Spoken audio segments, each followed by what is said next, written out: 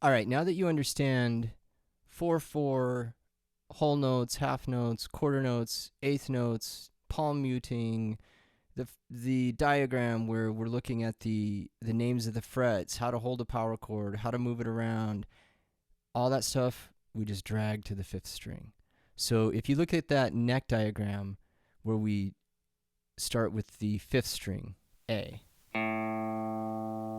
C is the third fret, D is the fifth, E is the seventh, F sharp or G flat is the ninth, A is the 12th.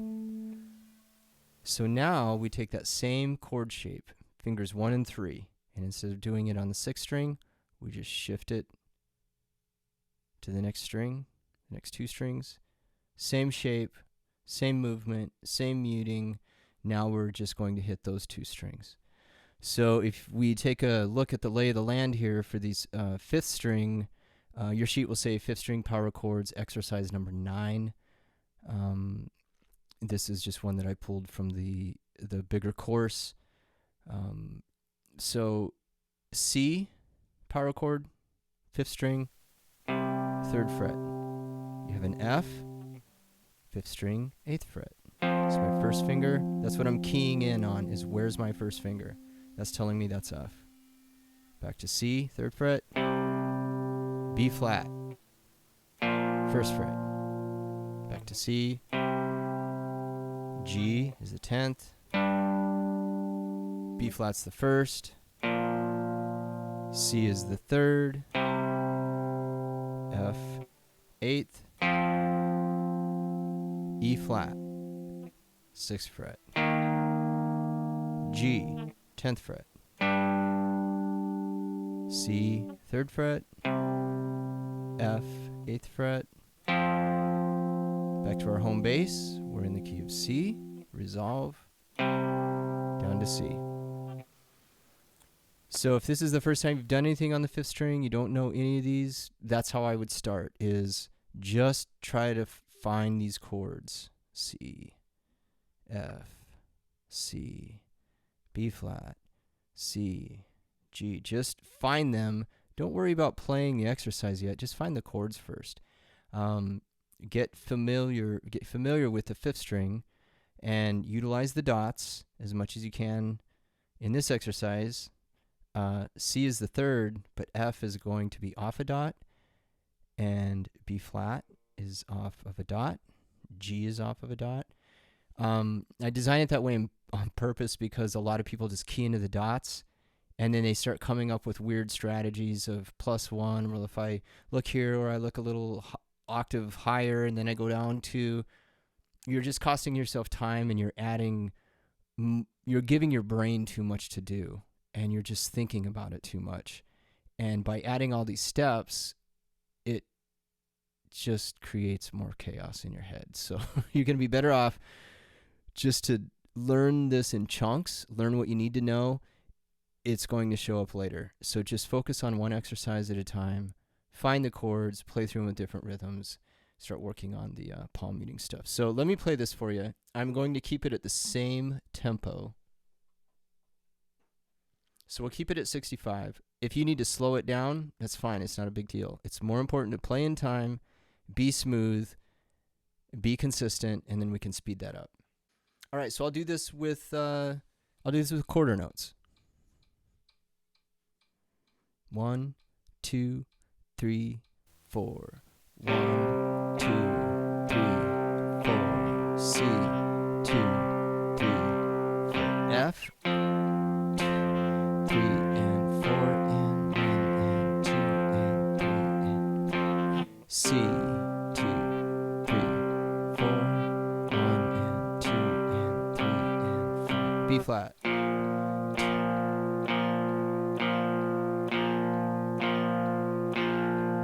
C, 1, 2, 3, 4, 1, 2, 3. G.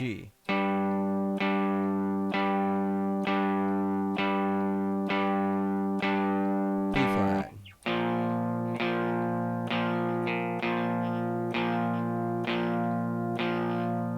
C.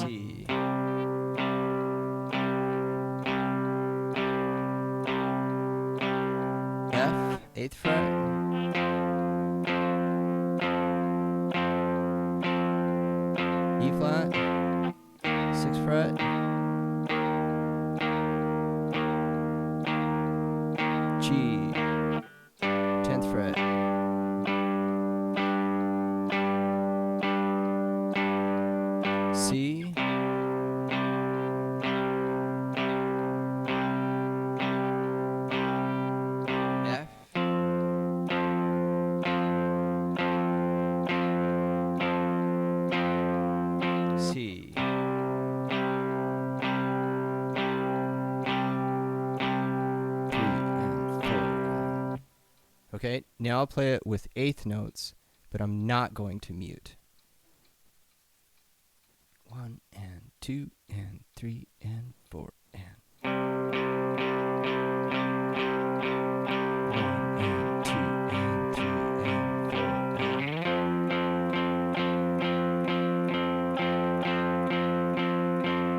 C.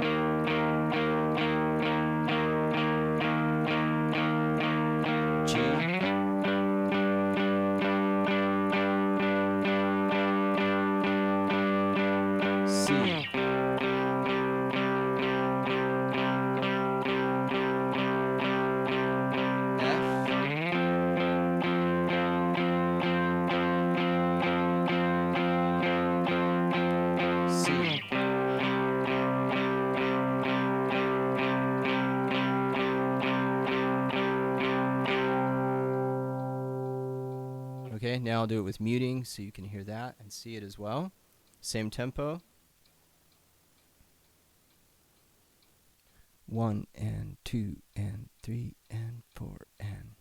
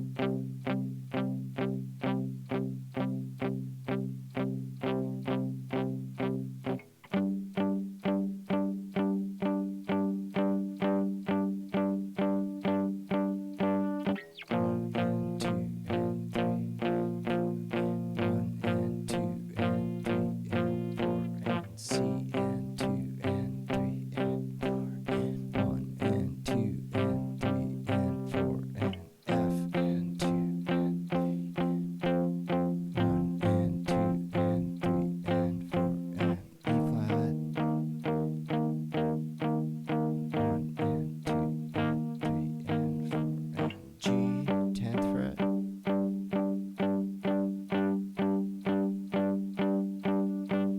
C.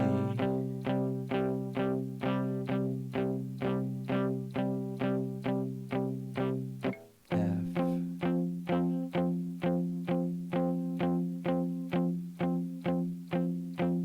C.